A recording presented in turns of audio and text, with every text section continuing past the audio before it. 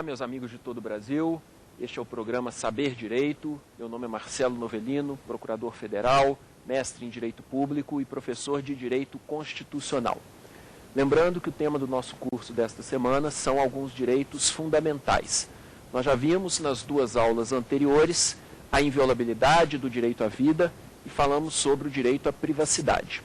O tema que nós iremos tratar na nossa aula de hoje são alguns direitos ligados à liberdade. Como são vários os direitos ligados à liberdade, eu optei por 4 direitos. A liberdade de manifestação do pensamento, a liberdade artística, intelectual, de comunicação e a liberdade de comunicação social, que é a liberdade de imprensa em sentido amplo. Nós iremos ver estas 3 liberdades e falaremos sobre a liberdade religiosa. Muito bem, para nós começarmos a falar da nossa liberdade, inicialmente é importante nós lembrarmos o e-mail saberdireito@stf.gov.br. Então, quaisquer críticas, sugestões, perguntas, vocês podem mandar para o nosso e-mail e nós iremos responder. Vamos então falar sobre os direitos ligados à liberdade.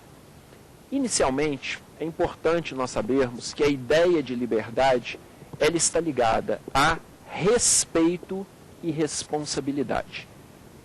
Liberdade não corresponde à arbitrariedade. Então, sempre que se fala em liberdade, associem a ideia de respeito e responsabilidade. Me parece que tem um fator que é importantíssimo e que eu me lembro de uma frase do Abad Sieyès, que foi um dos pensadores constituintes da época da Revolução Francesa. O Abad Sieyès costumava dizer o seguinte, em 1788, que o povo, após um longo período de escravidão espiritual, parece ter se esquecido que os direitos de liberdade são pré-existentes a todos os demais direitos. Fazendo uma comparação, trazendo para a nossa realidade, às vezes me parece que, depois de nós termos saído de um longo período de ditadura, nós também às vezes nos esquecemos que a liberdade é um direito originário, é um direito pré-existente. E que para haver uma restrição à nossa liberdade, tem que existir motivos que realmente justifiquem esta restrição. As restrições à liberdade devem ser olhadas com muito cuidado, devem ser olhadas com muita cautela. Não é qualquer restrição à liberdade que deve ser admitida. Nós temos que lembrar que quanto maior for a proibição, a restrição feita pela lei, menor será o nosso espaço de liberdade. Então, a liberdade tem que ter este aspecto que tem que ser lembrado. O espaço de liberdade será maior quanto menor forem as restrições impostas pela lei. Como nós estamos vendo durante o nosso curso, existem alguns critérios quando se fala em direitos fundamentais e na aplicação de princípios. Nós vamos hoje ver mais um critério quando se fala em direito à liberdade, que é o princípio da reserva legal proporcional. O princípio da reserva legal proporcional, ele não se aplica apenas aos direitos de liberdade, ele se aplica aos direitos fundamentais de uma forma geral. Mas ele tem uma especial relevância no tema que nós iremos tratar na nossa aula de hoje. O que significa o princípio da reserva legal proporcional? O princípio da reserva legal proporcional é uma conjugação do princípio da reserva legal, as restrições feitas aos direitos por meio de lei ou ato normativo, no caso da reserva legal em sentido estrito, teria que ser lei formal, mais o princípio da proporcionalidade. Quando eu digo que reserva legal proporcional é o princípio da reserva legal mais o princípio da proporcionalidade, nós temos que ter em mente a seguinte ideia. O princípio da proporcionalidade, ele foi trabalhado, sobretudo na doutrina alemã, e hoje há um certo consenso de que, para a proporcionalidade ser observada, 3 subprincípios ou 3 máximas parciais devem ser analisadas. São elas, primeira, a adequação. Para que uma medida seja considerada proporcional, para que uma medida seja considerada legítima, ela tem que ser uma medida adequada. O que significa a adequação de uma medida? Adequação é quando o meio utilizado é um meio apto a atingir o fim almejado. Portanto, uma restrição à liberdade, ela só será legítima na medida em que aquela restrição for realmente um meio apto para se atingir aquele fim que se pretende, para se atingir o fim almejado. Esta é a primeira máxima parcial, ou primeiro subprincípio do princípio da proporcionalidade. A segunda máxima parcial é conhecida como princípio da menor ingerência possível. Princípio da menor ingerência possível, também chamada de necessidade ou exigibilidade. O que seria necessidade, exigibilidade ou o princípio da menor ingerência possível? Para que um ato do poder público possa ser considerado proporcional, não basta apenas que o meio seja apto para atingir o fim almejado. Porque nós podemos ter vários meios para se atingir um fim, e alguns destes meios podem ser excessivamente gravosos, e outros serem menos gravosos. Então, para que um ato seja proporcional, além de ser apto a atingir o fim almejado, dentre os vários meios existentes, deve-se optar por aquele que seja o menos gravoso possível. Por isso, menor ingerência possível. Se eu tenho vários meios para atingir um fim, deve-se optar pelo que interfira menos nas liberdades individuais, pelo meio menos gravoso possível, porque toda restrição a direitos importa numa restrição à liberdade. Primeira máxima, adequação, que é a relação entre meio e fim. Segunda máxima, princípio da menor ingerência possível, que na verdade abrange a adequação, porque o meio ele só vai ser o menos gravoso possível se ele for adequado a atingir o fim almejado. E o terceiro, que é a proporcionalidade em sentido estrito. Proporcionalidade em sentido estrito é, na verdade, uma ponderação que se faz entre o custo da medida e os benefícios trazidos por ela. Uma medida só será legítima se o custo da medida não for maior do que o seu benefício. Se ela trouxer mais custos à sociedade do que benefícios, esta medida será desproporcional. Então, sempre que se falar em restrição aos direitos de liberdade, vocês devem se lembrar do princípio da proporcionalidade. A restrição deve ser feita através de uma reserva legal proporcional. O meio tem que ser adequado, a ingerência tem que ser a menor possível e tem que haver uma proporcionalidade em sentido estrito. Ou seja, o benefício da medida tem que ser maior do que os custos trazidos por ela.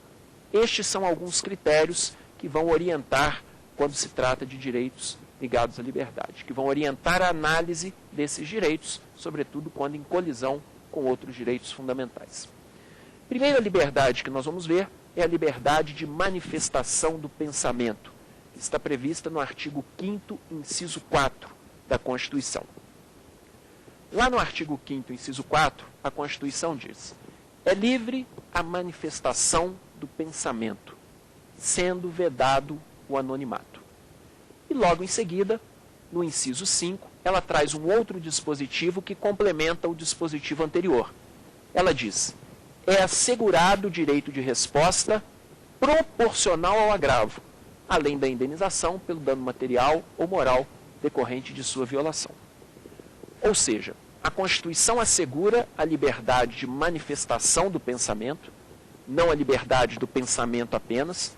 O ser humano não se contenta apenas em pensar, ele quer manifestar aquilo que ele pensa, ele quer fazer o proselitismo, ele quer convencer as pessoas das suas ideias. Então a Constituição assegura esta liberdade de manifestar o que se pensa, mas ao mesmo tempo ela veda o anonimato. Por que o anonimato é vedado pela Constituição? Por que ela assegura a manifestação do pensamento e ao mesmo tempo veda o anonimato?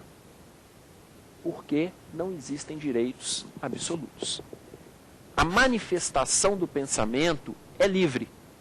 Mas se a manifestação do pensamento for abusiva, se a manifestação do pensamento violar direitos de terceiros, poderá haver uma responsabilização pelo uso abusivo desta liberdade. Para isso que a Constituição veda o anonimato, para permitir a responsabilização quando houver uma manifestação abusiva do pensamento. Teve um caso julgado pelo Supremo Tribunal Federal, bastante interessante, onde o advogado alegou em sua peça, de forma muito perspicaz, o seguinte: se o meu cliente diz o que ele pensa, mas é obrigado a pagar uma indenização, ele não tem liberdade de manifestar o seu pensamento. Que liberdade é esta? Eu posso dizer o que eu penso, mas eu tenho que indenizar quem se sente ofendido. Então eu não tenho liberdade de manifestar o que eu penso. E aí o ministro Sepúlveda Pertence, em seu voto, mais perspicaz ainda, disse o seguinte: a liberdade de manifestação do pensamento é um direito que se exaure no momento em que se realiza. No momento em que você manifestou o seu pensamento, no momento em que você disse aquilo que você pensa, você exerceu o seu direito. Você exerceu a sua liberdade. Agora, isso não significa que você possa simplesmente dizer o que pensa e não será responsabilizado. O seu direito foi exercido, mas você poderá sofrer as consequências se este direito for exercido de forma abusiva. Por isso que existe a indenização. Por isso que a Constituição assegura o direito de resposta proporcional ao agravo. Porque se alguém exercer o direito de forma abusiva, poderá ser responsabilizado por isso. Ao vedar o anonimato, uma questão interessante que surge é: será que uma denúncia feita anonimamente, como existem esses serviços espalhados pelo Brasil de disque denúncia, ela pode ser utilizada como prova processual? Uma denúncia anônima serve como prova, já que a Constituição veda o anonimato? Denúncia anônima não é admitida como prova no processo, exatamente por ser anônima. E aí alguém poderia perguntar: mas se não serve como prova, por que então existem no Brasil inteiro vários serviços de disque denúncia? A denúncia em si, ela não é admitida como prova, mas nada impede que a autoridade competente, diante do conhecimento daquela ilicitude, faça a investigação necessária. A função da autoridade não é outra, senão investigar fatos ilícitos que cheguem ao seu conhecimento. A denúncia em si não serve como prova, mas as provas colhidas durante a investigação poderão sim ser utilizadas. E aí alguns poderiam questionar: mas e como fica aquela teoria dos frutos da árvore envenenada? Esta investigação, ela não estaria contaminada pela ilicitude da denúncia? A teoria dos frutos da árvore envenenada é aquela que diz que, se a árvore está contaminada, os frutos advindos dela também estariam contaminados pelo veneno. Será que esta investigação não estaria contaminada pela ilicitude da denúncia? O Supremo Tribunal Federal tem entendido que não, e a meu ver com razão. Você não pode impedir uma autoridade de exercer a sua função, que é investigar fatos ilícitos que cheguem ao seu conhecimento. É claro que a autoridade ela tem que agir com prudência, com parcimônia, porque pode ser uma denúncia feita para tentar prejudicar alguém. Agora, diante do conhecimento de um fato ilícito, a função da autoridade não é outra, senão a de investigar o fato que chegou ao seu conhecimento. E aí sim, as provas colhidas com aquela investigação é que serão admitidas como prova no processo. Uma outra questão interessante: será que um bilhete apócrifo, sem uma assinatura, ou uma carta sem assinatura, poderiam ser utilizados como prova processual? Esta questão também é delicada. O Supremo Tribunal Federal, ele tem admitido bilhetes apócrifos, cartas sem assinatura, geralmente em duas situações. Primeira, quando produzidos pelo próprio acusado do crime, ou quando constituírem o próprio corpo de delito. Por exemplo, uma carta na qual se tem ali um crime contra a honra de uma pessoa. Aquela carta é o próprio corpo de delito do crime. Portanto, mesmo que ela não tenha uma assinatura, ela pode ser utilizada como prova no processo. O mesmo vale para um bilhete escrito por um sequestrador. É claro que o sequestrador não vai assinar o bilhete, mas aquele bilhete pode ser utilizado como prova no processo. Existem outros meios de se comprovar a autoria do bilhete. Então, bilhetes apócrifos, cartas sem assinatura, eventualmente podem ser utilizados, desde que produzidos pelo próprio acusado ou desde que constituam o próprio corpo de delito do crime. Alguma pergunta a respeito da manifestação do pensamento? Pois não? Não é Fernanda. Pois não, Fernanda? Eu queria botar um pensamento assim nessa ordem. A manifestação popular é uma das principais formas da população exercer pressão nas camadas do poder. Dessa forma, seria, por exemplo, a marcha da maconha que acontece mundialmente no mesmo dia, inconstitucional, apologia, ou seria uma manifestação a fim de mudar as regras, as leis da sociedade? Essa pergunta é muito interessante, Fernanda. Será que uma marcha a favor da liberalização da maconha seria uma apologia ao crime? Ou será que é simplesmente uma forma de manifestação do pensamento? Como vocês sabem, foi feita recentemente no Brasil, em algumas cidades, esta marcha, e em algumas delas ela foi proibida pelo Poder Judiciário. A questão é, eu te responderia, Fernanda, fazendo uma outra pergunta.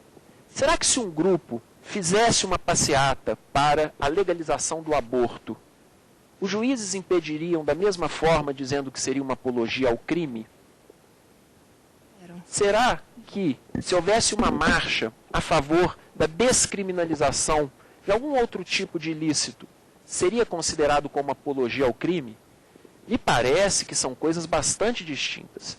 Uma coisa é você defender que a pessoa ou induzir a pessoa a praticar um determinado crime. Outra coisa é você defender no plano das ideias algo que você acha que seja adequado, ainda que nem todos concordem.